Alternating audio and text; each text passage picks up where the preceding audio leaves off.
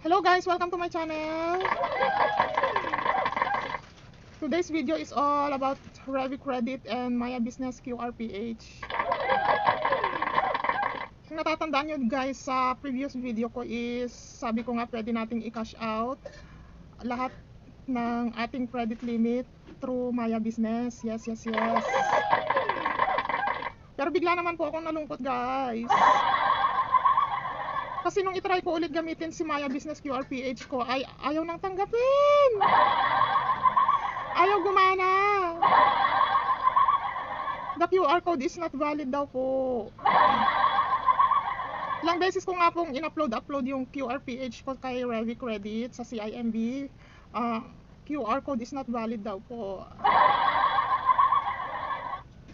Makalipas po ang ilang araw, nag-try po ulit akong mag-upload ng QRPH sa CIMB, Scan to Pay. Ayaw talaga.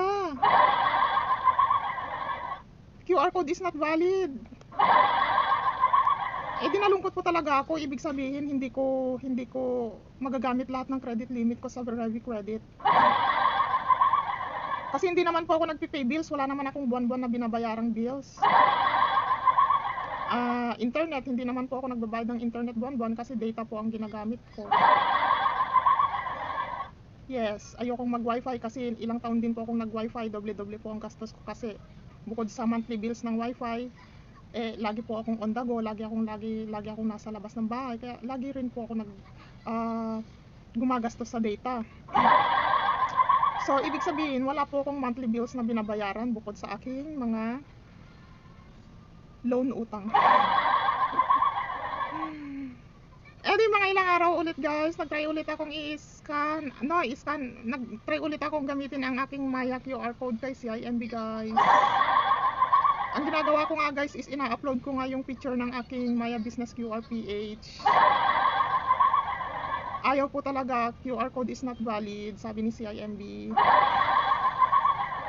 Naisip ko guys, today lang, this morning lang guys, this morning. Total naman nasa harap ko lahat ng gadgets ko, yes. Naisip ko na lang siyang i-scan guys, hindi na siya upload. Di ba yung picture guys, yung nakasave sa gallery is i-upload lang natin, yes. Sinubukan ko nga guys na i-scan si Maya Business QRPH ko. In-scan ko nga sa kabilang gadget guys. At ang saya-saya ko naman guys, okay pala siya. Okay pala siya, gumagana pala siya. Nawala yung lungkot ko kay Revi Credit. Alam nyo guys, I hope na kayo, sa mga wala pa pong Revi Credit, I hope na magkaroon din po kayo kasi napakaganda po talaga niya.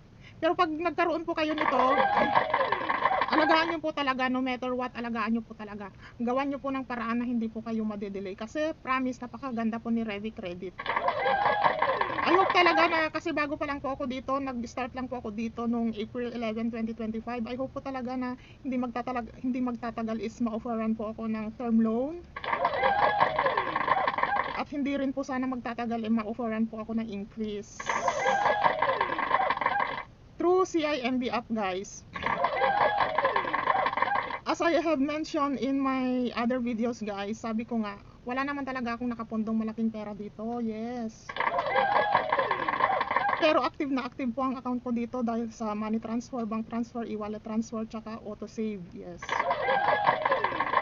Sabi ko nga sa inyo guys, hindi mo kailangang magpondo ng malaking halaga sa anumang digital banks. Yun po ang pagkakaalam ko. Kailangan lang talaga active mong gagamitin yung mga bank transfer nila, e-wallet transfer, savings, kahit maliit lang yung mga sinisave mo, ganun. One of these days ma-offeran ka talaga ng legit na loan products po nila, promise. Very thankful po ako na nagkaroon ako ng Revi Credit. Yes. At talaga naman guys, talaga namang parang bibitawan ko na si Maya Credit, promise. Kasi magkaroon ka lang ng Revi Credit guys is okay na. Kung isasabay mo pa si Maya Credit na hindi naman siya ganun kaano pero yung interest medyo mas mataas, Ganun din guys, yung pareho lang din sila guys ng ano, pareho lang din sila ng style. 30 days ang billing date and plus 15 days for your due date po. Yes.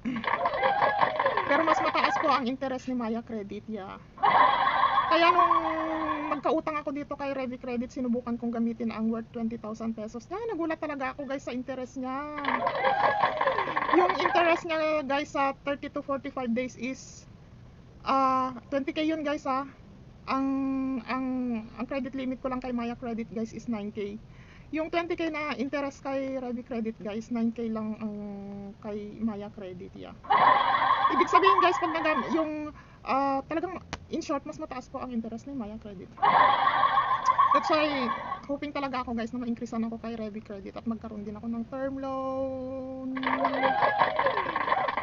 So yun lang naman guys ang gusto kong i-share sa inyo, na isang araw ay bigla akong nalungkot na hindi na pala gumagana ang aking Maya Business QR PH.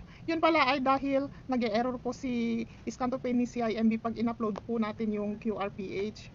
Ang kailangan pala guys is sa kabilang gadget, i-scan po natin yung picture ni QR PH. Yes! And guys, marami pa po akong i-share about Ready Credit in my next video. So guys, sana subaybayan nyo ang aking mga upload video. Sana pa-support guys. Maybe soon guys, maybe soon guys, makikita ko kung sino yung very supportive sa akin. Very supportive. Ay mananalo ng 1 million, charot. Yun lang guys, thanks for watching. See you next time on my next video. Bye.